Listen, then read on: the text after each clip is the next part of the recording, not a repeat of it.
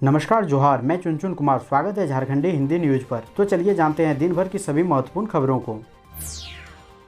आज की पहली और महत्वपूर्ण खबर, झारखंड में लॉकडाउन हो रहा खत्म। सीएम हेमंत ने अनलॉक पर मांगे सुझाव। झारखंड में लागू स्वास्थ्य सुरक्षा सप्ताह 3 जून से खत्म होने वाला है। इसके साथ झारखंड में अनलॉक 1 की तैयारी शुरू हो गई है। मुख्यमंत्री हेमंत सोरेन ने इंटरनेट मीडिया, ट्विटर व फेसबुक के जरिए लोगों से अनलॉक 1 को लेकर सुझाव मांगे हैं। सीएम ने ट्वीट कर कहा है कि साथियों, कैसा होना चाहिए अनलॉक 1। स्वास्थ्य सुरक्षा सप्ताह में आपके दिए सहयोग एवं कोरोना वॉरियर के अथक मेहनत से हमने कोरोना के दूसरे लहर पर काबू पा लिया है। जीवन और जीविका के इस संघर्ष में अब हमारा ध्यान जीविका पर है। इसलिए आप अपने बहुमूल्य विचार कमेंट कर साझा करें कि कैसा होना चाहिए अनलॉक 1 की प्रक्रिया। ट्वीट के 2 घंटे में ही 5000 से अधिक लोगों ने इसे लाइक किया और 800 से अधिक लोगों ने रिट्वीट किया है। लोग कमेंट कर अपने सुझाव भी दे रहे हैं।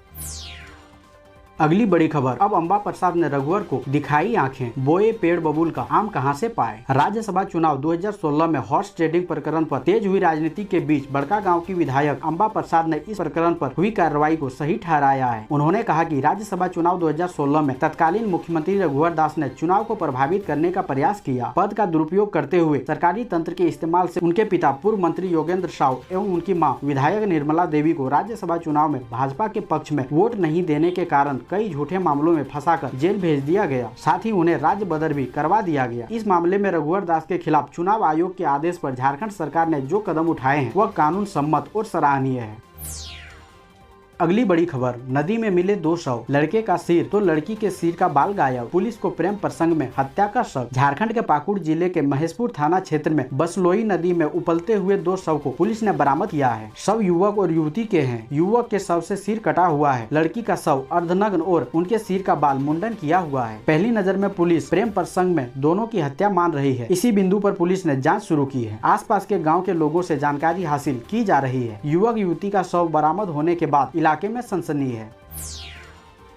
अगली बड़ी खबर, पूर्व मुख्यमंत्री रघुवर दास के कार्यकाल में हुए निर्माण कार्यों की जांच की मांग। इंडियन यूनियन मुस्लिम लीग झारखंड प्रदेश कमेटी के प्रदेश अध्यक्ष अशरफ हुसैन ने कांची नदी के ऊपर बने पुल हराडी बूढ़ाडी के टूट जाने पर कहा कि 3 साल के अंदर ही करोड़ों की लागत से बने पुल का टूट जाना पूर्व मुख्यमंत्री रघुवर दास के सरकारी तंत्र में हुए भ्रष्टाचार को उजागर करता है। इस घटना की इंडियन यूनियन मुस्लिम लीग निंदा करती है और झारखंड राज्य के वर्तमान हेमंत सरकार से इसकी उच्च स्तरीय जाँच कराकर पुल निर्माण में लिप्त सभी संबंधित अफसरों एवं ठेकेदारों पर कानूनी कार्रवाई कर उनकी सजा की मांग करती है। इसके अलावा सरकार रघुवर दास के कार्यकाल में इस तरह के जितने भी कार्य हुए हैं उस पर भी जांच के आदेश पारित हो, ताकि आम जनता को यह बात अच्छी तरह समझ में आ जाए कि पूर्व की भाजपा सरकार में झारखंड राज्य में किस तरह के विकास के कार्य किए गए हैं। अगली बड़ी खबर, बोकारो में बनेगा अंतर्राष्ट्रीय क्रिकेट स्टेडियम। बोकारो स्टील और झारखंड स्टेट क्रिकेट एसोसिएशन के बीच हुई वार्ता। अंतर्राष्ट्रीय क्रिकेट स्टेडियम बनाने को लेकर झारखंड स्टेट क्रिकेट एसोसिएशन और बोकारो स्टील के बीच कई दौर की बात हो चुकी है। इस क्रम में झारखंड स्टेट क्रिकेट एसोसिएशन के पूर्व अध्यक्ष अमिताभ चौधरी आज बोकारो पहुंचे। उन्होंने बोकारो में सेल के अधिकारियों के साथ बैठक कर कई बिंदुओं पर चर्चा की। इस दौरान बोकारो विधायक भी मौजूद रहे। इस मौके पर मीडिया से बात करते हुए पूर्व अध्यक्ष अमिताभ चौधरी ने कहा कि बोकारो में अंतर्राष्ट्रीय क्रिकेट स्टेडियम बनने के लिए 10 से 15 दिनों में कोई ठोस पहल होती नजर आएगी। उन्होंने कहा कि स्टेडियम बनाने में कोई बाधा नहीं है। सेल और झारखंड स्टेट क्रिकेट एसोसिएशन के बीच एग्रीमेंट होना है। स्टेडियम का स्वरूप क्या होगा, किस तरह की व्यवस्थाएं होगी, इस पर विचार विमर्श किया जा रहा है। दोस्तों, अभी तक वीडियो को लाइक नहीं किए हैं तो कृपया करके लाइक जरूर करें। अगली बड़ी खबर, झारखंड के स्वास्थ्य मंत्री के प्रभार में धनबाद। इसी जिले में 5 दिनों में 18+ टीकाकरण बंद। रजिस्ट्रेशन करा चुके लाभुक परेशान। झारखंड के स्वास्थ्य मंत्री बन्ना गुप्ता धनबाद जिले के प्रभारी मंत्री हैं। सरकार की तरफ से गुप्ता को धनबाद जैसे महत्वपूर्ण जिले की जिम्मेदारी सौंपी गई है। यहाँ पिछले 5 दिनों से 18 से 44 आयु वर्ग के लिए टीकाकरण बंद है, जबकि दूसरे जिलों में टीकाकरण जारी है। धनबाद को टीका मुहैया कराने के लिए स्वास्थ्य मंत्री अब तक कोई अतिरिक्त कोशिश करते नजर नहीं आ रहे हैं। इससे यहाँ के लाभुक मायूस है। 6000 से ज्यादा युवा टीका के लिए रजिस्ट्रेशन करा चुके हैं। इन्हें टीकाकरण शुरू होने का इंतजार है।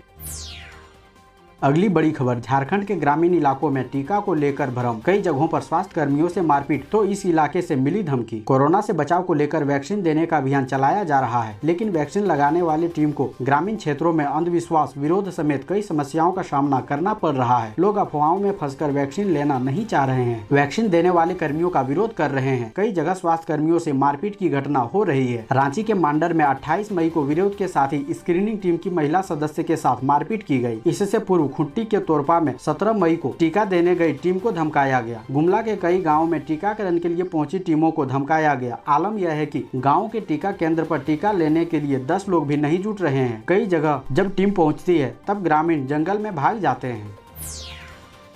अगली बड़ी खबर, 85% बच्चों में भी नहीं दिखेगा संक्रमण का लक्षण। चाइल्ड स्पेशलिस्ट बोले 102 डिग्री से अधिक बुखार हो तो तुरंत शुरू कराएं उपचार। कोरोना की दूसरी लहर के बाद अब तीसरी लहर की चर्चा तेज हो गई है। कोरोना की तीसरी लहर के दौरान बच्चों के ज्यादा संक्रमित होने की संभावना जताई जा रही है। इसको लेकर ऐसे IPCU की जरूरत है जहाँ छोटे बच्चों के साथ साथ उनकी माँ के लिए भी बेड लगाई जा सके। वयस्कों की तरह 85% बच्चों में भी कोरोना बिना लक्षण के होने की ज्यादा संभावनाएं हैं। 1-2% बच्चे ही गंभीर व मध्यम रूप से बीमार पड़ सकते हैं। हालांकि पहले और दूसरे लक्षण में भी बच्चों में संक्रमण फैला ही है। यह बातें एशियन जलान अस्पताल के शिशु रोग विशेषज्ञ सह जिला प्रशासन द्वारा गठित IPCU कोर टीम के सदस्य डॉक्टर अभिषेक शुक्ला ने पत्रकारों से बातचीत करते हुए कही।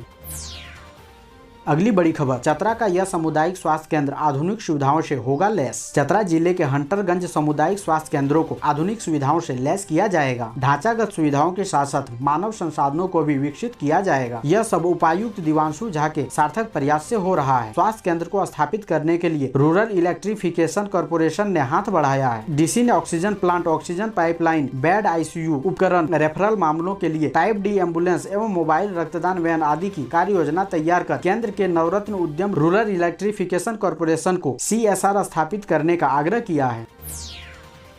अगली बड़ी खबर, रांची के पुराने जेल परिसर में लगातार हो रही चोरियां, पुलिस कर रही अनदेखी। रांची के जेल रोड स्थित बिरसा मुंडा पुराना जेल परिसर में चोरों और बदमाशों का आतंक थमने का नाम नहीं ले रहा है। शनिवार की देर रात चोरों ने फिर चोरी की घटना को अंजाम दिया। चोरों ने भगवान बिरसा मुंडा की प्रतिमा के समीप रखे 24 लाइट की चोरी कर फरार हो गए। इस संबंध में सिग्नल इंटरप्राइजेज के विकास कुमार सिंह ने लोअर बाजार थाने में FIR दर्ज कराई है, जिसमें बताया गया है कि पिछले कुछ दिनों से स्थानीय युवक उसी परिसर में वॉलीबॉल खेल रहे हैं। हालांकि तैनात गार्ड उन्हें रोकने का भी प्रयास करते हैं, लेकिन लोकल युवक उनके साथ गाली गलौज भी करते हैं। शाम ढलने के बाद पार्क में ही लोकल युवक बैठकर शराब व गांजा का सेवन भी करते हैं। इस पर पुलिस पर अनदेखी के आरोप लगाए गए हैं।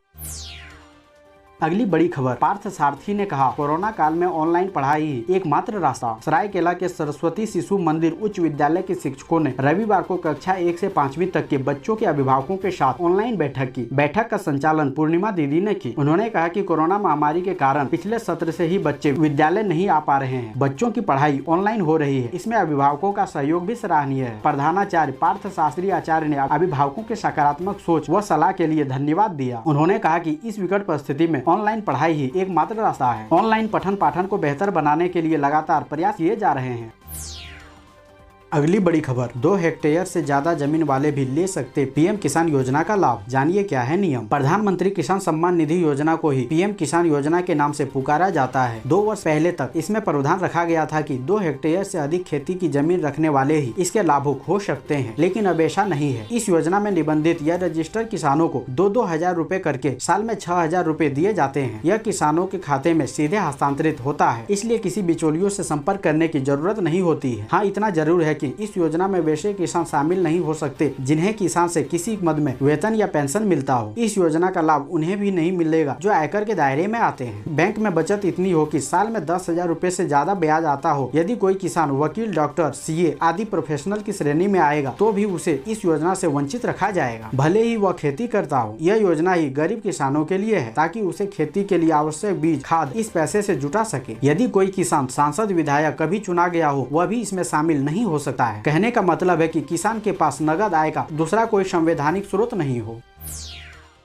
अगली बड़ी खबर, झारखंड में अनलॉक, मुख्यमंत्री के सुझाव मांगने पर लोगों ने दिए ये जवाब। झारखंड में चल रहे आंशिक लॉकडाउन यानी स्वास्थ्य सुरक्षा सप्ताह को खत्म करने के लिए अनलॉक की प्रक्रिया शुरू करने वाली है। इसको लेकर मुख्यमंत्री हेमंत सोरेन ने आम लोगों से सुझाव मांगे हैं। इसके बाद इंटरनेट, मीडिया, ट्विटर पर लोगों के जवाब की बाढ़ सी आ गई है। इस क्रम में लोगों ने एक से बढ़कर एक सुझाव दिए। महज 4 घंटे में 3700 से अधिक सुझाव मुख्यमंत्री तक पहुँच चुके हैं। सबकी अपनी अपनी नसीहत है। कोई लॉकडाउन बरकरार रखने के पक्ष में है तो कोई छूट के पक्ष में। लोग स्कूल, कोचिंग और शॉपिंग मॉल खोलने को लेकर भी मिली जुली राय दे रहे हैं। लोगों ने जीविका का भी हवाला दिया है। इसमें से कई लोगों ने सुझाव दिए हैं कि अनलॉक में घर से बाहर निकलने की अनुमति उन्हें ही दी जाए जिन्होंने कोरोना का टीका ले लिया है। इसे मान लिया जाए तो निश्चित रूप से टीकाकरण की प्रक्रिया में तेजी आएगी। कई लोगों ने ऑड इवन सिद्धांत से दुकानों को खोलने की अनुमति देने का सुझाव दिया है।